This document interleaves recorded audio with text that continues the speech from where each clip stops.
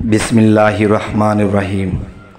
हे जगतबासी, आज আমি শামীম আলী চিশতি এমনই একটি কথা নিয়ে হাজির হলাম যে কথাটি আপনাদের সাথে আলোচনা করব, কিন্তু এর হেডলাইন বা যা দেখে থাম্বনেল দেখে যখন আপনারা টোকা দিয়ে ঢুকেছেন, এর আগে দিয়ে কেউ ক্ষিপ্ত, কেউ ভাবতেছেন যে দেখি কি লিখেছে বা কি বলেছে, এরকম একটা দ্বিধাদ্বন্দ্ব। তবে আমি অবশ্যই বলবো যে নবীর আইন যারা মানে তারা কাফের এবং যারা না মানে তারাও কাফের। এটা কেমন কথা? মানলেও কাফের, না মানলেও কাফের। এখানের একটা মূল বিষয় হবে কি, যে নবীর আইন মানলে সে কাফের হবে কেন? আচ্ছা, নবীর আইন বা নবীজির কোনো কথা বা নবীজির কোনো চরিত্র বা নবীজির কোনো বিষয় যদি কেউ না বুঝে এটাকে মানে, তাহলে সে কাফের। আর কাফের শব্দের অর্থ কি? কাফের শব্দের অর্থ কয়েকটা হয়। একটা হলো সত্য প্রত্যাখ্যানকারীকে কাফের বলা হয়। আবার অবুঝ, যারা নবীকে বুঝে নাই, নবীকে মানে নাই, না বোঝার কারণেই তো মানে নাই, আর এই জন্যই তারা হয়েছে কাফের। তাহলে কাফের আরেকটা অর্থ আসে কি? অবুঝ, যারা বোঝে নাই তারাই নবীকে মেরেছে, নবীকে অত্যাচার করেছে। তবে আজকে আপনাদের সামনে এরকম একটা থাম্বনেল কেন দেওয়া হলো? যেন আপনারা নবীর বিষয়গুলো একটু বোঝার চেষ্টা করেন এবং জানার চেষ্টা করেন। যদি আমি স্বাভাবিকভাবে বলি তাহলে হয়তো আপনারা দৃষ্টি আকর্ষণ করবেন না। এখন অবশ্যই শুনবেন, পুরোটা ভিডিও যদি আপনি না শোনেন তাহলে কিন্তু বুঝবেন না।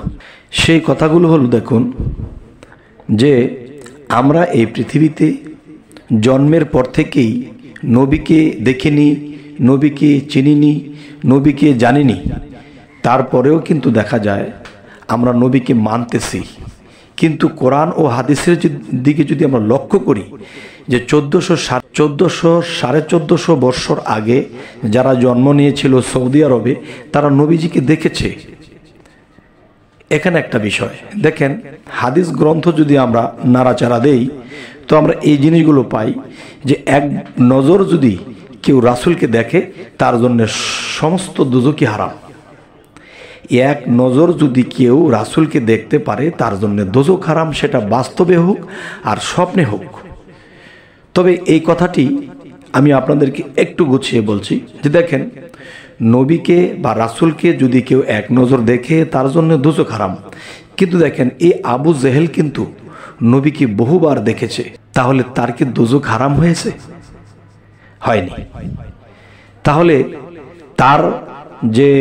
তার যে কবরস্থান, এটার উপরে বাথরুম করা হয়েছে। সে যদি ওরকম ভালো কিছুই হতো তাহলে তার কবরের উপরে বাথরুম করা হতো না। যাই হোক, আজকের প্রসঙ্গ যেটা, সেটা হলো যে নবীর আইন যদি আমরা বুঝিয়া মানি তাহলে আমরা কাফের হব না, আউলিয়া হব। আর আউলিয়া কি? আল্লাহ বলেছে ওলি আউলিয়ারা আমার বন্ধু। তাহলে যারা বন্ধু হয়েছে তারা নবীর আইন, নবীর কথা সমস্ত কিছু বুঝে শুনে মেনেছে। তবে একটা দেখেন, একটা বিষয়, যে নবীর কথা উল্টাপাল্টা, আবার নবীর কথাই ভাও। আর নবীর কথাগুলো যারা উল্টা মনে করে তাদের সেই জ্ঞান নেই এবং তারা এই নবীর আইন মেনে চলার উপযুক্ত নয়। কারণ অনেকগুলো বোতল বা শিশি যদি আমার আলমারির মধ্যে সাজানো থাকে আর প্রত্যেকটা শিশির উপর দিয়ে কোনো কাগজের সাইনবোর্ড নেই, তখন আমি ওষুধ মনে করে খেয়েছি, তখন দেখা যায় আমি বিষ খেয়ে ফেলেছি। তখন বিষ যখন খেয়েছি তখন বিষ কিন্তু আমাকে ছাড়বে না। ঠিক তেমন নবীর কিছু আইন, নবীর কিছু চরিত্র, নবীর কিছু কথা যদি আমরা না বুঝি, তখন না বুঝিয়ে যখন আমরা মানব, শেষে আমরা দেখব কাফের হয়ে গেছি, নাউজুবিল্লাহ। তবে নবীর আইন মানতে গেলে আমরা কাফের হব কেন? আমি কিছু কিছু কথার যুক্তি রাখব। এই কথাগুলোর উত্তর অবশ্যই আপনারা আমাকে কমেন্টে জানাবেন।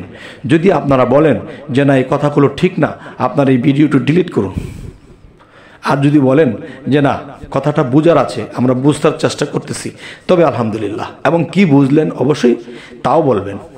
হে জগতবাসী, আজকের বিষয়টি আমি একটা ছোট এক্সাম্পল করব। সেটি হলো, দেখেন, নবীর ১৬ লক্ষ সাহাবা ছিল, এর মধ্যে দেখা যায় ৪ জন শ্রেষ্ঠ বা ৫ জন শ্রেষ্ঠ।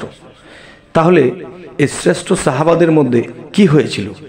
যেমন একজন সাহাবা বলতেছে, হুজুর, আমি তো স্বপ্নযোগে বাইতুল মুকাদ্দাসে গিয়েছিলাম।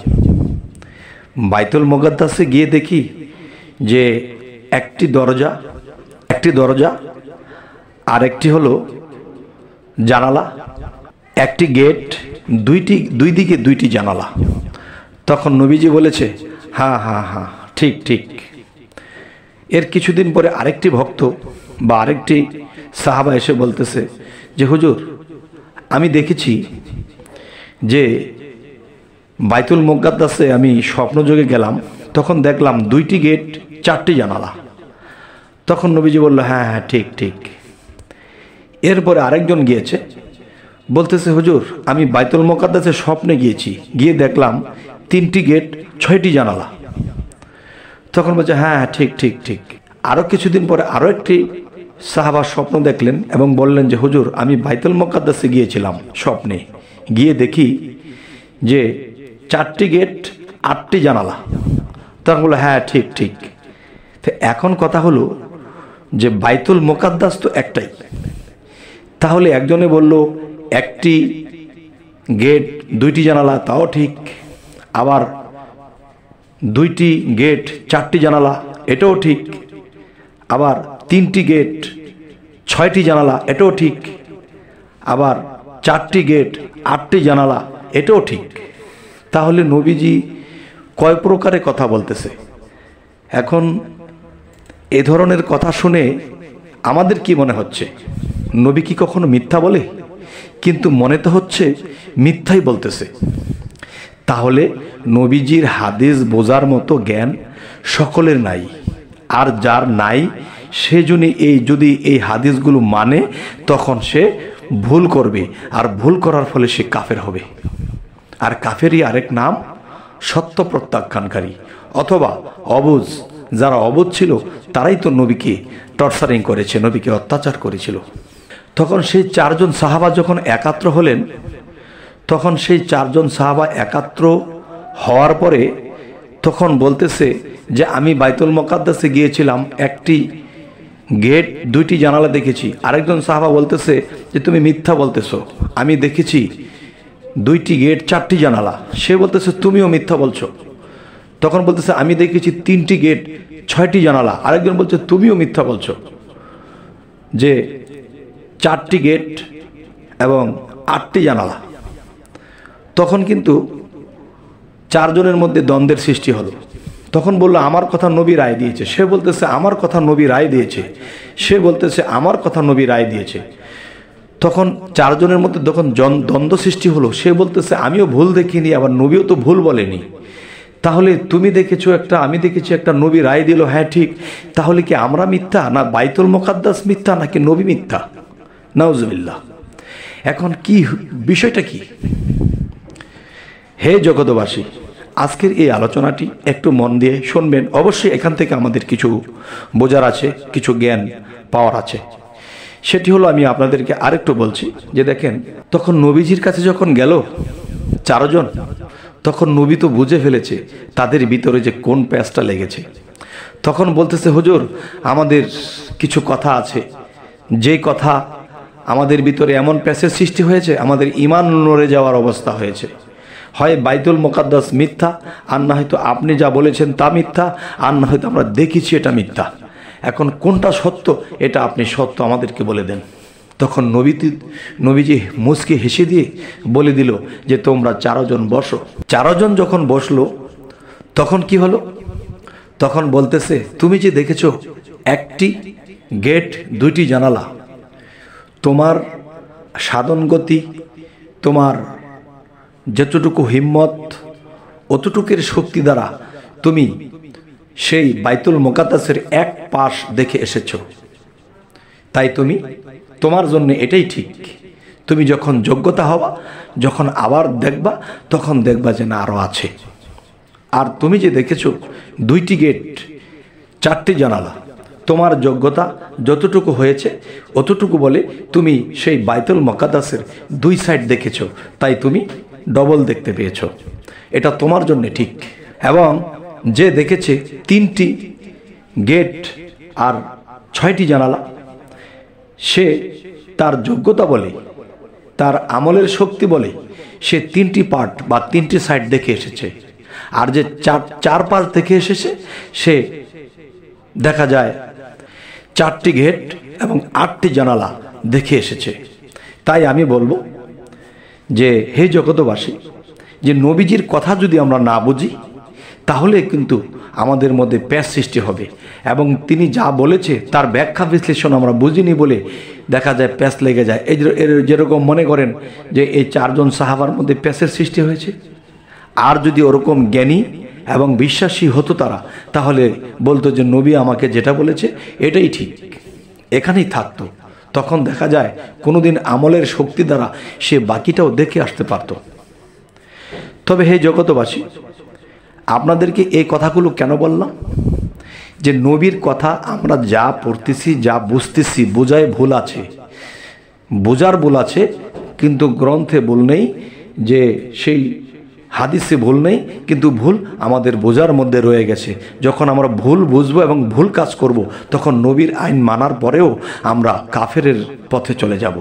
নাউজুবিল্লাহ।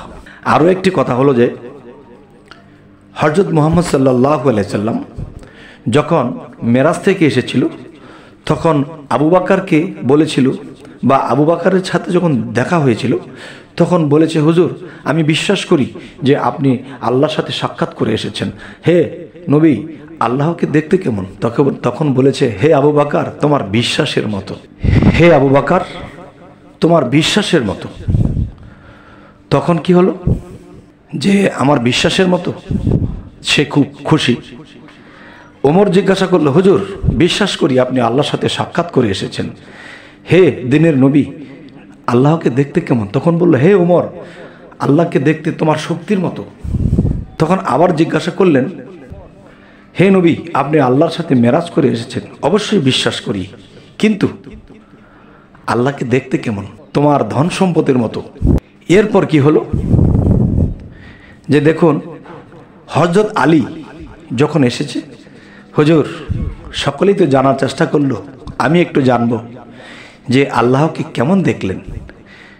তখন আলীর সাথে বলেছে আরেকটা যে কি বলেছে আমি ইউটিউবে এটা সেটা বলতে পারছি না, আপনারা জ্ঞানের জোরে বুঝে নেবেন, বা কোনো কামেল পীরের কাছে গিয়ে এটা বুঝে নেবেন যে আলী কি বলেছিল, কার মতো দেখেছিল। তবে হে জগতবাসী, আজকের যে মূল আলোচনা, এই আলোচনাটি কি? এই আলোচনাটি হলো যে নবীর আইন মানলে কাফের, না মানলেও কাফের।